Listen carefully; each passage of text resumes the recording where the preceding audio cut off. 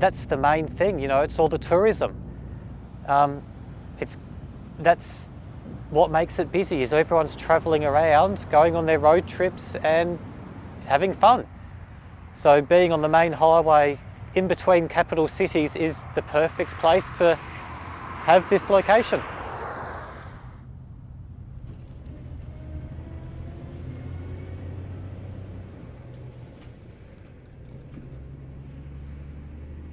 So the Australian Pinball Museum is housed in a motel, and it's actually the first motel built on the highway between Adelaide and Melbourne back in 1958.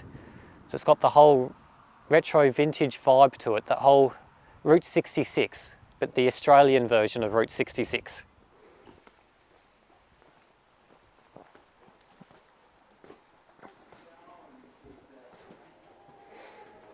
So we can start out the back here where we've got some of the first pinball machines.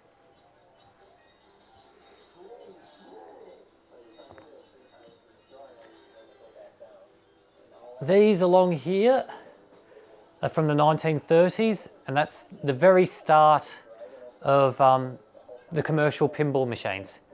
Baffle Ball here was the first mass-produced commercial pinball machine. Then we get along here to the mid-30s, where Airway, and that's the start of having a lot of electronics in it in the mid-30s. So that Airway actually has all solenoid coils all through it, shows your score on the back box. These are what we call pre-war pinball machines, before World War II. And of course, during World War II, basically nothing was actually made in the entertainment industry for pinball machines. This here is an electromechanical computer. This is what was inside pinball machines to control them before digital electronics. It works by mechanically opening and closing circuits, rerouting where the electricity flows. So there's hundreds and hundreds of circuits all working together.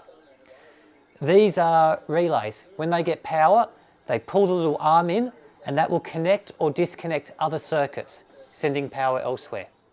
Then you have all these discs everywhere. When they get a pulse of electricity, they will rotate these arms, connecting up different circuits. So this is how all computer stuff worked before actual digital computers.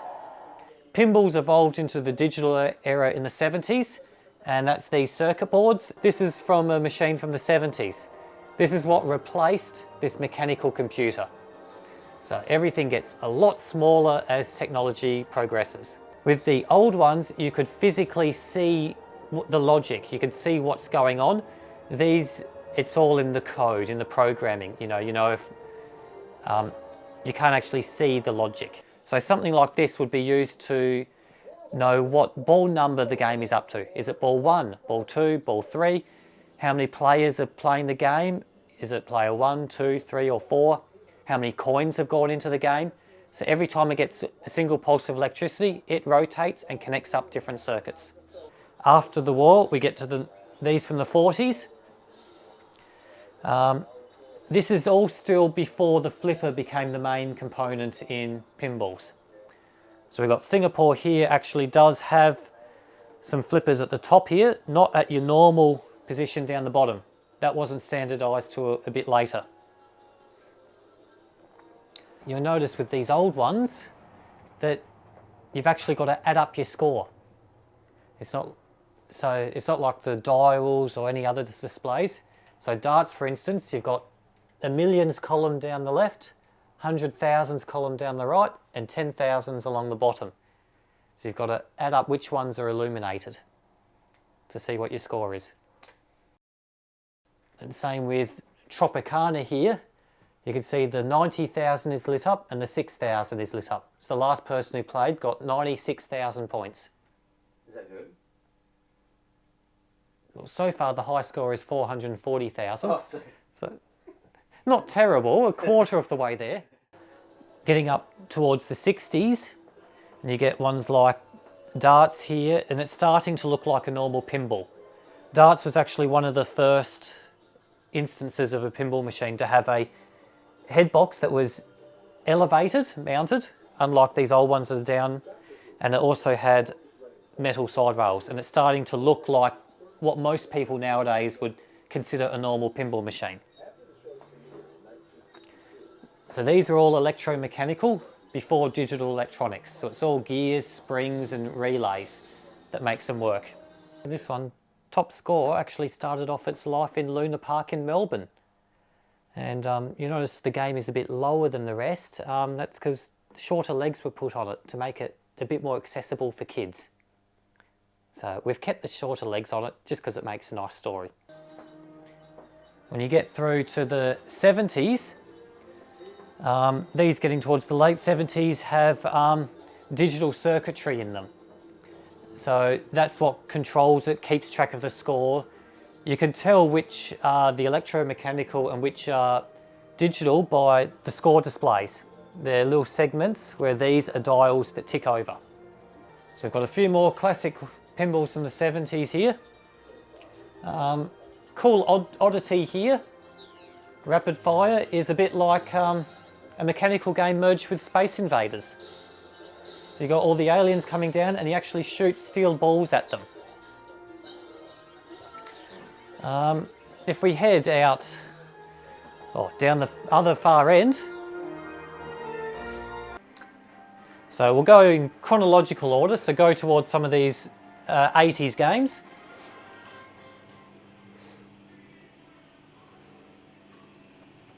So in this room we've primarily got machines from the 1980s here. Some, such as X-Force, is made by an Italian company called Technoplay. They only made 250 of this game, and there's only a handful known to still exist in the world. Ours is the only one that's actually out on public display for anyone to play in the world. This is one of my favourite games from the 80s, Banzai Run. It's the only game ever made with an entire vertical playing field. You can get the ball all the way up the top there. It's quite difficult when you're fighting gravity. The ball falls down really fast. But it's quite a challenging and addictive game with a great music soundtrack. It's one of my favourites from the time period. Speaking of favourites from time period, from the 80s, I also like Gold Wings. It's a very underrated game, but it's so unusual with the flipper layout, and there's a lot of side-to-side action instead of most pinballs where you're going up from the flippers to the top of the playfield. There's a lot of ball movement side to side on this one, which is very interesting. And of course it was released at the time of Top Gun movie, but they didn't get the licensing for it. So it's a bit like a Top Gun rip-off. So this KISS pinball machine, keen viewers might notice that there's something wrong with the artwork on it. The S's are all curved. The KISS logo is actually meant to have a lightning bolt S. This exact machine we brought in from Germany. And the reason that it's curved is they were paranoid that the KISS logo looks like the Nazi SS. Everything, all KISS paraphernalia, all album covers, t-shirts, everything related to the band that was sold in Germany had the artwork changed to not cause any controversy. So we brought this one in from Germany. It just makes a really cool story. Out of 17,000 KISS pinballs made worldwide, there was only a few hundred that went to Germany. So there was only a few hundred ever made with the curved S's. If we look at Simpsons here and look at it from an operator perspective from back in the day, Simpsons was one of the few pinballs for us that actually made similar amounts of money as a video game. Back in the 80s and 90s, video games were the real kings of the arcades. They're the ones that were the most popular games and earned most of the money. The pinballs were always lower on the earning scale. Some of the very interesting stuff is these drawings. These are the original factory engineers' drawings. Not photocopies, they are the original from the factory. And these are all the design documents used to create a pinball machine. And you'll see them scattered all over the place. There's another one here. And yeah, they're just all over the museum everywhere. We got them from some people who were in the industry back in the day. Revenge for Mars is a really cool game. It's the last game by Bally, but they also did another one called Star Wars Episode 1, which was released under the Williams name. But both of them were on this system called the Pinball 2000, and it's a bit like a video game and a pinball merged together. So you have a video hologram that projects down onto the playfield, and the actual pinball machine has sensors knowing where the ball is, and it makes the video hologram react to the ball. So sometimes it could look like there's aliens standing on the playfield, and you can hit them with the ball and they'll get squished. So it's really cool how the hologram and pinball all works together. A great unity between video and pinball.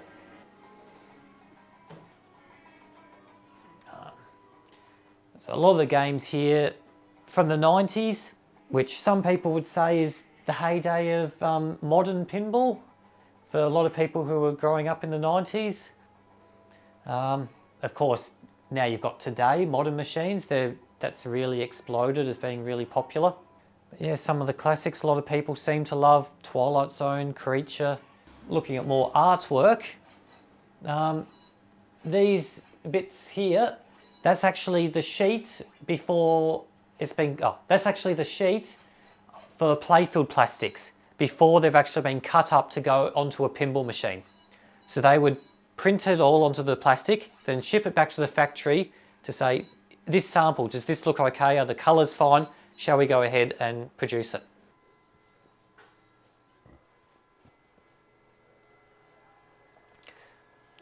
With all the artwork, I mentioned that there's a lot of it is autographed. I try and go around to expos, you know, like Comic Cons, that type of thing, and pinball conventions, and I get a lot of it autographed.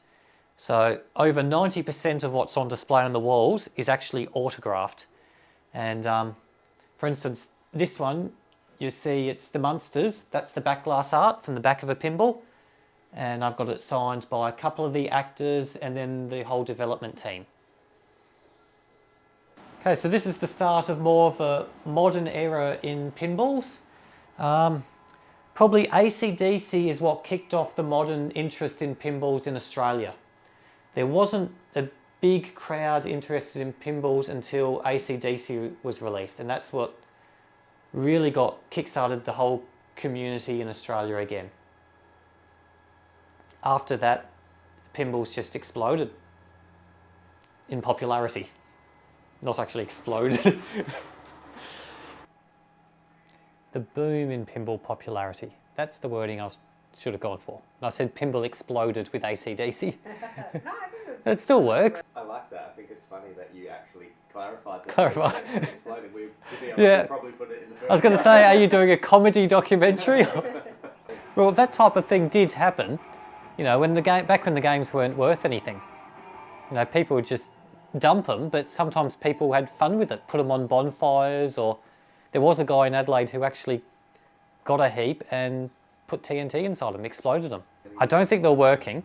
This was many years back now. Is some artist type guy. He was doing some art project and he just got a stack of pinball machines and exploded them. So he didn't do it like recklessly. No, yeah, it was some art thing. I hope he regrets that. Now this game, Apollo 13, is actually the first and only game to have up to 13 ball multi-ball. So it's the most balls in a modern pinball machine that you can have on the playfield at once. It's extremely crazy and hectic having 13 balls flying around. Total Nuclear Annihilation, that's by a smaller modern company. It's very different from most pinball machines. The idea is like a retro 80s style of game, but with a modern twist. You know, you've got all the great color change, red, green, blue LEDs that create a vibrant and really cool light show. The sound system on it is insane. Got a huge 15-inch subwoofer, and it's got a completely different soundtrack to what you'd expect for a pinball machine. The guy who worked on it was a DJ, so it's got that real doof type of sound to it. Yeah, a really different experience. A great game to play. It's just, it can be very fast. You don't want to take your eyes away from the game for a second. You blink and you lose the ball. The frame up there with all the Star Wars pinball advertising flyer and back glass art and photos. There's a few signatures up there. Some are the game designers, game artists, but the ones that a lot of people would be interested in is on the top right, Darth Vader photo. That's signed by the guy who sculpted the mask, and also Dave, who was the voice of Darth Vader. No, sorry, by Dave, who was the actor who portrayed Darth Vader. James Earl Jones was the voice. Yeah. Yeah. Then also we got one of the puppeteers for Yoda and one of the actors who played the dancer for Jabba the Hutt. Doctor Who advertising flyer signed by Tom Baker, the guy who portrayed the Fourth Doctor, for anyone who's not a Doctor Who fan. But this one is the advertising poster for the first Elvira pinball. There's actually been 3 pinballs over the years based on her. This one is signed by her, and I've even put in a photo of her signing it. That was in an expo in the US a few years back. If you saw her walking down the street, you wouldn't recognise her, which is not done up with her hair and everything. She's also really big into pinball, huge pinball fanatic. Yeah, Billy Mitchell was stuff you'd be interested in for gaming. So this Miss Pac-Man here, that's the arcade header. So that's from the top of the video game that would be above the TV screen. That's out of a Miss Pac-Man game, and that has been signed by Billy Mitchell. And the Donkey Kong here, also signed by Billy Mitchell. That is the control panel. So that is where the joystick and buttons sit on the arcade cabinet. That is the artwork from the control panel. That's also signed by Billy Mitchell.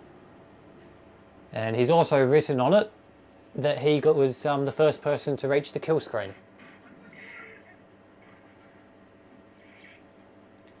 Which, for anyone who doesn't know, a kill screen is when the game crashes. You've played the game so far and it can't do any more levels after that. The game just dies. Unlike us who just die after level 1.